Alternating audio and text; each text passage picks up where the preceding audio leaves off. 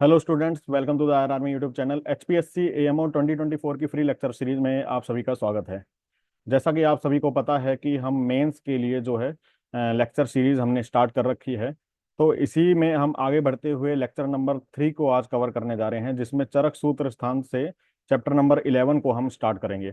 तो देख लेते हैं कि सब्जेक्टिव टाइप पेपर के लिए उसमें इम्पोर्टेंट क्वेश्चन कौन से बन सकते हैं चरक सूत्र स्थान में से, या कौन से इंपॉर्टेंट टॉपिक हो सकते हैं। तो ये चैप्टर नंबर 11 है। इसमें देख लेते हैं तिसरेशनीय अध्याय। तो ये शुरुआत के तो जो है ज़्यादा इंपॉर्टेंट नहीं है, इसको छोड़ सकते हैं।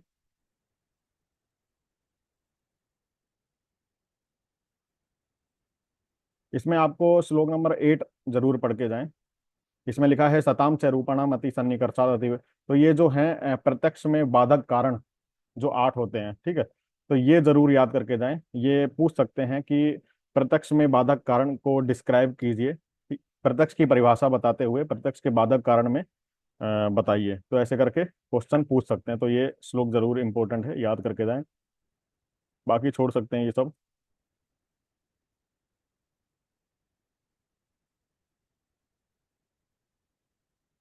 फिर इसमें जो आप्तोपदेश, अनुमान, प्रत्यक्ष और युक्ति, जो इनकी जो डेफिनेशन दे रखी है, वो सारी जो है जरूर पढ़ के जाएं। वो कहीं ना कहीं जो है आपके फिट हो जाएगी। अगर पदार्थ विज्ञान का भी क्वेश्चन आता है या फिर चरक संहिता से भी आता है, तो आप जो है इस श्लोक को फिट कर सकते हैं वो कहीं भी। और इम्पोर्टेंट भी है, आपको ये पता होना चाहिए। या डायरेक्ट भी पूछ सकते हैं कि प्रत्यक्ष की परिभाषा बताइए, आप्तोपदेश के बारे में बताइए, या आप्तोपदेश का वर्णन करें, ठीक है। या फिर परीक्षाएं कितने प्रकार की हैं, तो परीक्षा 4 प्रकार की हैं, तो आप्तोपदेश, प्रत्यक्ष, अनुमान, युक्ति। तो ये जो है श्लोक, इनको मैं डिस्क्राइब नहीं करूंगा। इसको आप जरूर याद करके जाएं। और इसमें जो आपको हिंदी भी लिखनी है साथ में, तो आप इसको पढ़ लें यहाँ से। फिर भी कोई क्वेश्चन होता है, समझ नहीं आता है, तो कमेंट करके हमसे पूछ सकते हैं। तो प्रत्यक्ष का, ये अनुमान का, ये 23 नंबर श्लोक तक आपको पूरा पढ़ के जाना है ये, ठीक है। तो जैसे युक्ति है, तो ये एग्जाम्पल युक्ति युक्ति का है 24-25। जल कर्षण बीज ऋतु संयोगा सस्य समय युक्ति षड धातु संयोगात गर्भणम संभवस तथा मत्स्य मत्थन मत्थान संयोगात अग्नि संभव युक्ति युक्ता। तो ये वाला श्लोक जो है इंपॉर्टेंट है। ये एग्जाम्पल में जो है आप फिट कर सकते हैं कहीं भी। ये 26 और 27 भी इंपॉर्टेंट है। बुद्धि पश्यति या भवन बहु कारण योगदान युक्ति तिस्र काला सा गया त्रिवर्ग साध्यते या। तो ये जो पहली दूसरी लाइन है, 26 नंबर श्लोक, ये इंपॉर्टेंट है।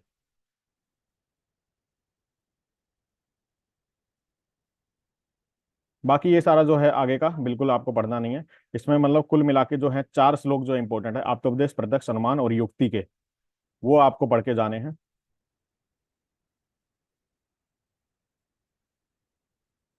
बाकी 33 नंबर लॉन्ग क्वेश्चन में बन सकता है, ये इंपॉर्टेंट क्वेश्चन बन सकता है कि जो है आपके सप्त त्रिक के बारे में बताइए, ठीक है।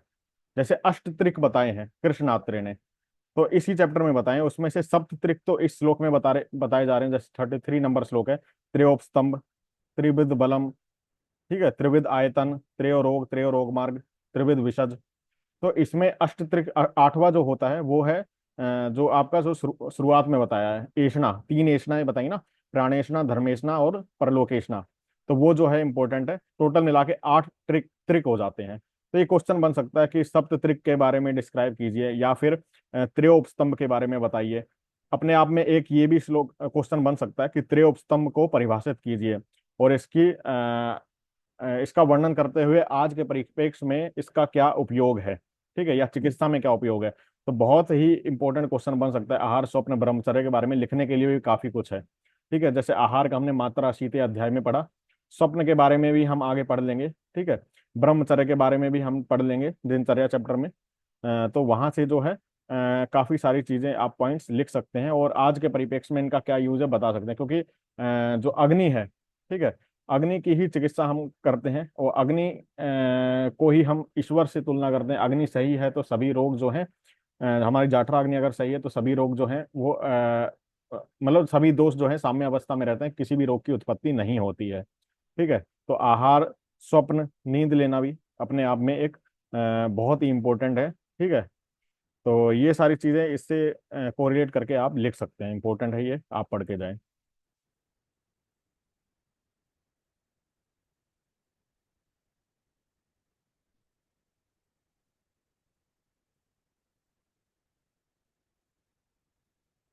बाकी देख लेते हैं इसमें।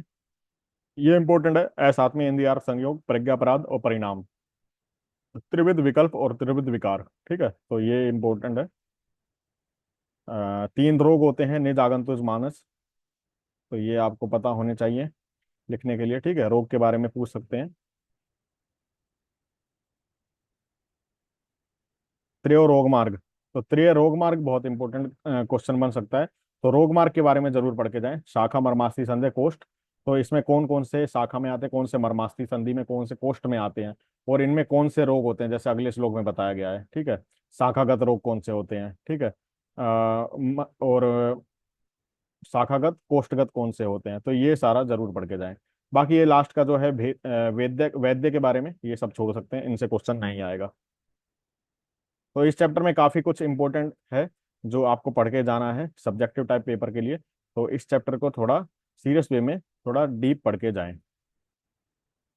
अगला चैप्टर है वात कला कली अध्याय। तो वात कला कली अध्याय में ज्यादा इंपॉर्टेंट क्वेश्चन नहीं बनते हैं। वात के अगर इजी क्वेश्चन में वात के सामान्य कर्म और गुण ऐसे करके क्वेश्चन आ सकता है, एक फिजियोलॉजी यानी क्रिया शरीर से रिलेटेड। तो उसमें जो है आपको एक श्लोक जरूर फिट करना है। वो आपका कौन सा है, जो हमेशा फर्स्ट ईयर में भी आपने पढ़ा था, वायु तंत्र यंत्र धरे प्राणोदान समान व्याना अपान आत्मा, ये वाला देखिए, ये वाला श्लोक है ना। प्राणोदान प्रवर्तक चेष्टा नाम उच्चा वचानाम नियंता प्रणेता च मन से सर्वे इंद्रियाणाम उद्योजक। तो ये सारा जो है पूरा श्लोक लगभग 17 पॉइंट्स हैं इसमें, तो ये याद करके जरूर जाएं और इनको डिस्क्राइब भी कर सकते हैं। तो वात के बारे में अगर कोई क्वेश्चन आता है, गुण या सामान्य कर्म, ठीक है, तो यहाँ से आप इसको आंसर को लिख सकते हैं, इंपॉर्टेंट है ये। बाकी छोड़ सकते हैं, इस चैप्टर में ज्यादा इंपॉर्टेंट नहीं है। ठीक है, बस आपको वही श्लोक जो है याद करना है।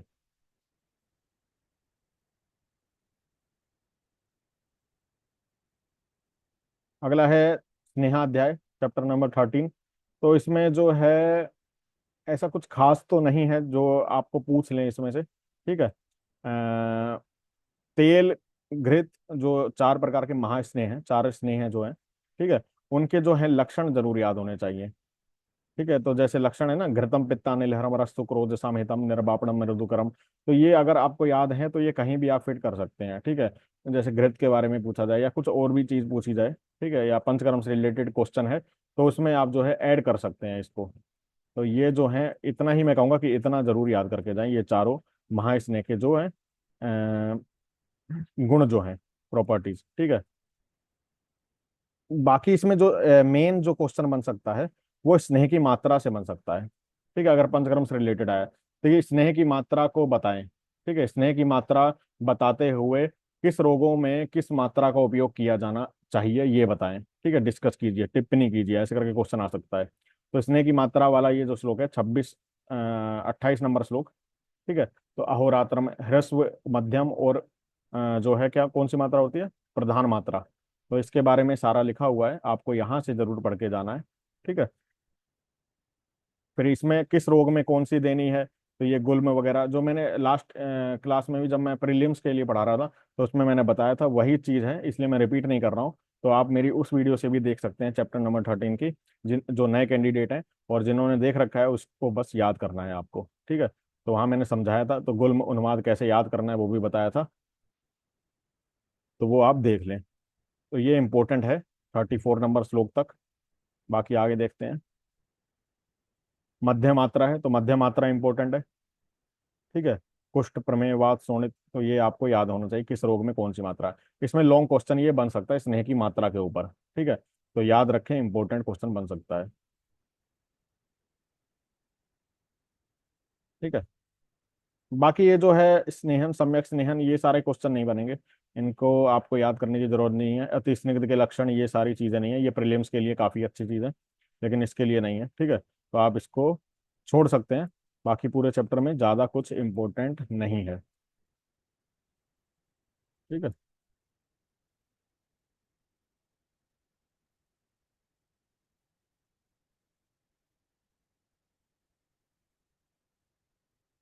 14 नंबर चैप्टर है स्वेदा अध्याय।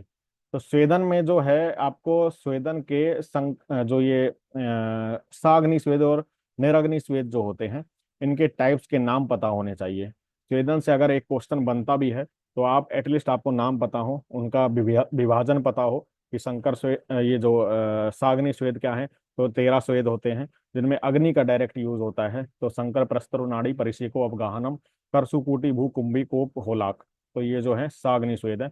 निरग्नि स्वेद में क्या होता है? व्यायाम, उष्ण सदनम, गुरु प्रावरणम, सुधा, बहुपानम, बह, क्रोध, उपनाह, आहव, आतपा। तो ये जो है निरग्नि स्वेद है। ठीक है, तो आपको ये पता होने चाहिए।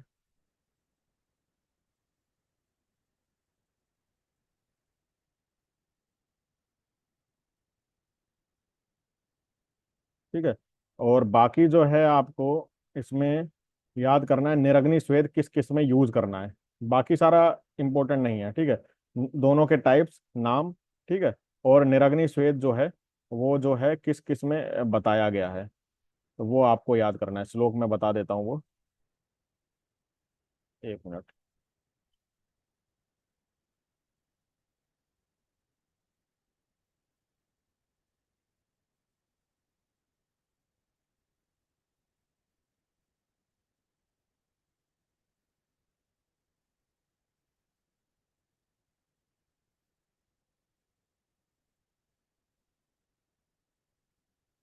व्यायाम वाला है, ठीक है, आप देख लेना, व्यायाम, उष्ण शरणम, गुरु प्रावरणम, क्षुधा। तो ये वाला जो है निरग्नि स्वेद के बारे में बताया, तो वो है इंपॉर्टेंट एक श्लोक जो आपको पता होना चाहिए। बाकी अगला चैप्टर है उपकल्पनीय अध्याय। तो इसमें जो है ज़्यादा इंपॉर्टेंट नहीं है, वमन की मात्रा वगैरह बताइए। ठीक है, तो इसमें तो बस वही इंपॉर्टेंट है कि वमन की औषधि आपने खिला दी है, तो इसमें कैसे पहचाने कि अब औषधि क्या क्या कर रही है। जैसे ललाट पे पसीना आ जाना, ठीक है, वो सारी चीज़ें मैंने बताई हुई थी आपको। ठीक है, दिखा देता हूँ फिर भी मैं। जैसे कि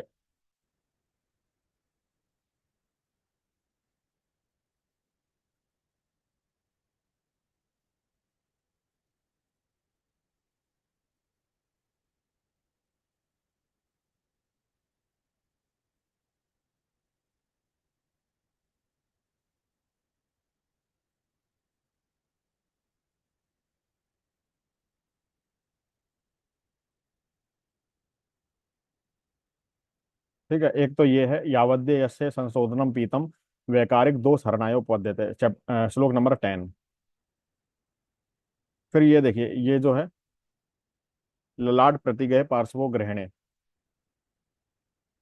और इसमें भी आगे देख लेते हैं अगर कुछ इंपॉर्टेंट है तो।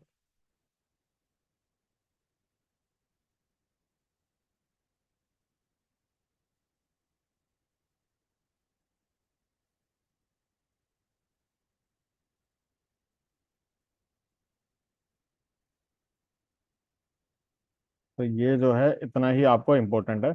इस चैप्टर में ज़्यादा कुछ इम्पोर्टेंट नहीं है, तो आप इसको जो है छोड़ सकते हैं। पूरा चैप्टर ज़्यादा इम्पोर्टेंट नहीं है। तो कुल मिला के तिसरेशनी अध्याय जो है वो इम्पोर्टेंट है। वात कलाकलिय में जो आपका है वही जो वात का श्लोक है गुण का, वो इम्पोर्टेंट है। स्नेहाध्याय में जो स्नेह की मात्रा वगैरह है, ठीक है, वो इम्पोर्टेंट है। और स्वेदन में आपको नाम और उसका विग्रह यानी विभाजन करना आना चाहिए, साग्नि, निरग्नि, उनके नाम वगैरह। ठीक है, ये इंपॉर्टेंट है। बाकी 15 में ज़्यादा कुछ इंपॉर्टेंट नहीं है। तो चैप्टर नंबर 15 तक हमने कवर कर लिया है। आगे अगले लेक्चर में हम चैप्टर 16 से देखेंगे। ठीक है, वीडियो कैसी लगी हो लाइक और शेयर करना ना भूलें। कोई भी क्वेश्चन है कमेंट करके हमसे पूछ सकते हैं। लगातार आप पढ़ते रहिए, आपका सिलेबस लगभग मैं 10 दिन पहले कंप्लीट करा दूंगा, क्योंकि आगे जो है बहुत इंपॉर्टेंट नहीं है। ठीक है, वो धीरे धीरे हम जैसे कवर करते जाएंगे जल्दी जल्दी कवर हो जाएगा। जैसे चरक निदान है, उसमें कुछ भी इंपॉर्टेंट नहीं है जो सब्जेक्टिव क्वेश्चन उससे आए। ठीक है, आपका जो है विमान इंपॉर्टेंट है, फिर चिकित्सा इंपॉर्टेंट है सीधे। ठीक है, ऐसी सुश्रुत संहिता में भी कुछ ही पार्ट इंपॉर्टेंट है जो आपको पढ़ना है। बाकी जो है फिर सब्जेक्ट वाइज तो बहुत जल्दी मैं 10 दिन पहले या 5 दिन पहले तक सिलेबस कंप्लीट हो जाएगा। मेरे साथ भी अगर पढ़ते रहेंगे मेरी रफ्तार से तो भी आपका मतलब जो है आपको याद हो जाएगा। नहीं तो आप अपनी सेल्फ स्टडी भी करते रहिए और मेरी वीडियो भी देखते रहिए। ठीक है, तो चलिए मिलते हैं अगली वीडियो में। तब तक के लिए जय हिंद, जय आयुर्वेद।